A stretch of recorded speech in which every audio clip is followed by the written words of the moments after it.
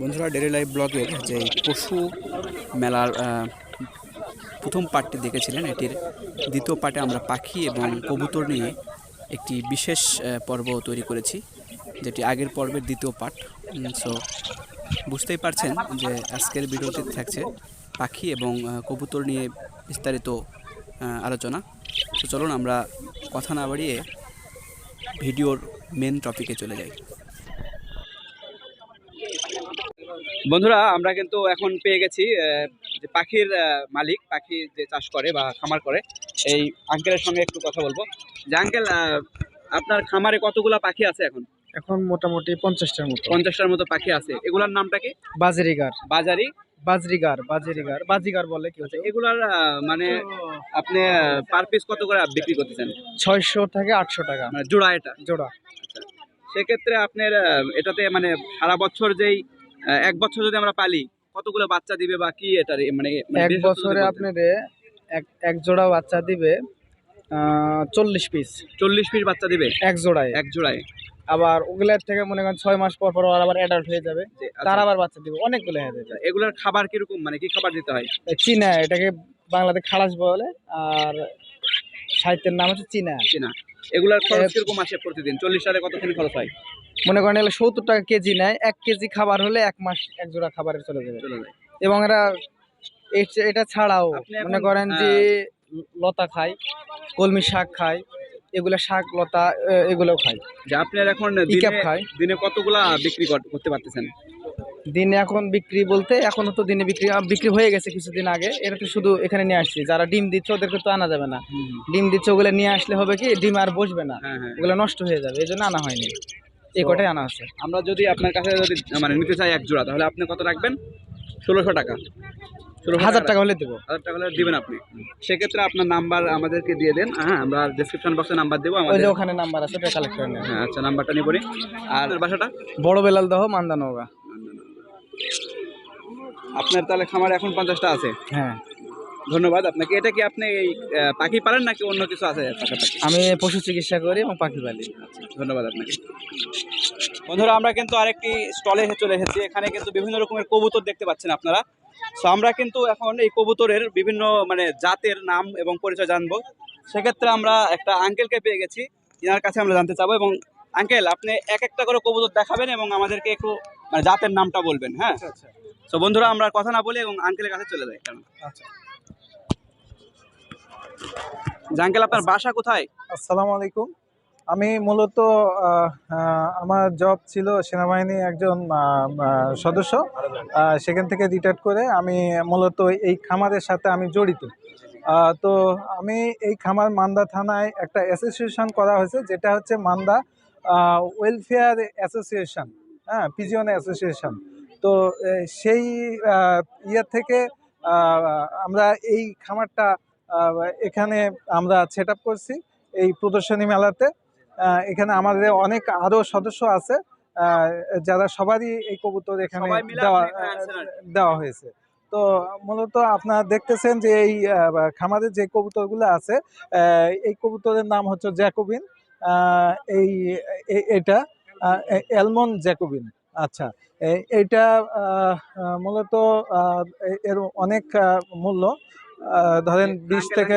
আচ্ছা, আপনি যে মূল্যটাও বলবেন। হ্যাঁ, যে কত করে মানে জোড়া বিক্রি করতেছেন বা কত করে আপনি মানে আমাদের ইয়েটা পাবে, এরকম মূল্য এবং জাতের নামটা বলবেন। আচ্ছা, আর এটার বিশেষত্ব কি, এটাও একটু বলবেন। মানে কি হবে এটা দিয়ে, মানে কিভাবে কি হয়, দাম কেন বেশি, সবকিছু ডিটেইলস বলুন।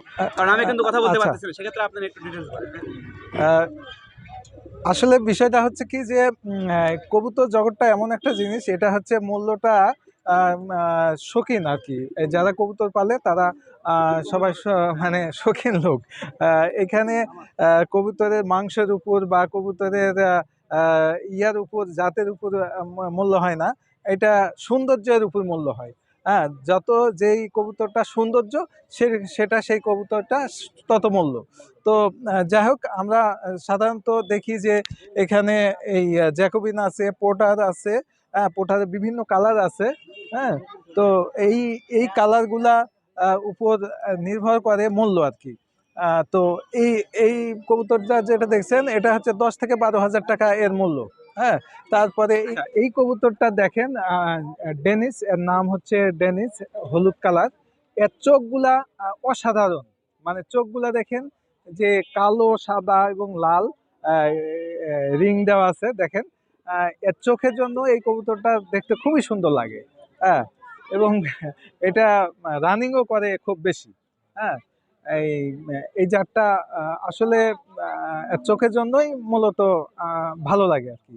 হ্যাঁ, তো এটা হচ্ছে ইংলিশ পোটার। এটা এর আগেও পোটার দেখাইছি, কিন্তু এটা ইংলিশ পোটার। এটা আরেকটা, মানে তার ইয়াটা শেপটা অন্যরকম। হ্যাঁ, একই ইয়া। আচ্ছা, তারপরে হচ্ছে এটা হচ্ছে ইন্ডিয়ান ফান্টেল। ইন্ডিয়ান ফান্টেল, হলুদ কালার। এটা সাইজে একটু অন্যান্য যেগুলো আমরা লাক্ষা বলি বা ময়ূরী বলি, সেগুলো হচ্ছে এটা সাইজটা বড়। হ্যাঁ, এবং এটা দেখতে খুব সুন্দর লাগে। এটার কালার লাল হয় এবং এই কি বলে হলুদ হয়, সাদা হয়।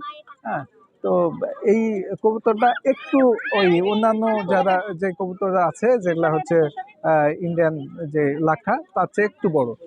আচ্ছা, তারপরে এটা আছে ইন্ডিয়ান ফ্যান্টাল।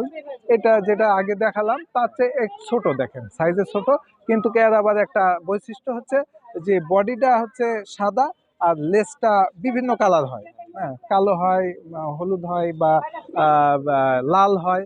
হ্যাঁ, বিভিন্ন কালার হয়। আচ্ছা, তারপরে এটা হচ্ছে টেম্পেটার কালো। এটা হচ্ছে টেম্পিটার কালো।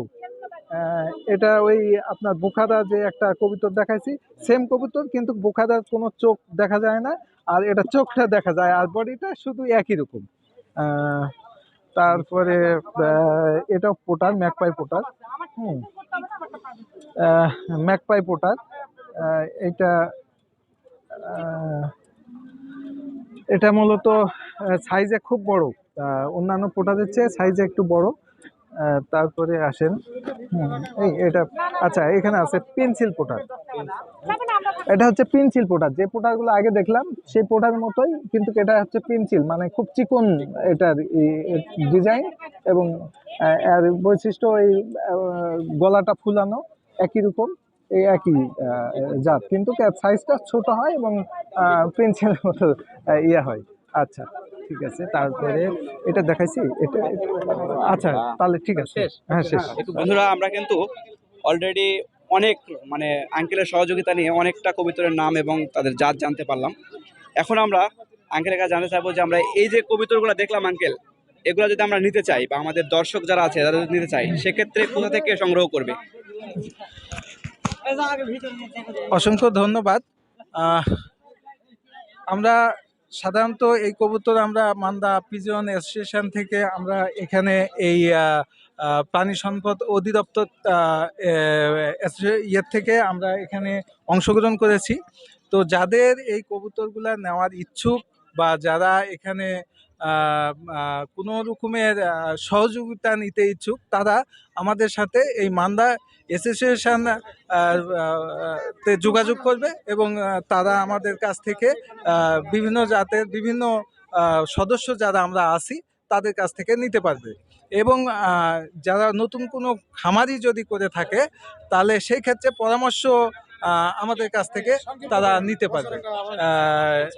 এই বলে আমি আমার বক্তব্য শেষ করলাম। অসংখ্য ধন্যবাদ আপনাকে।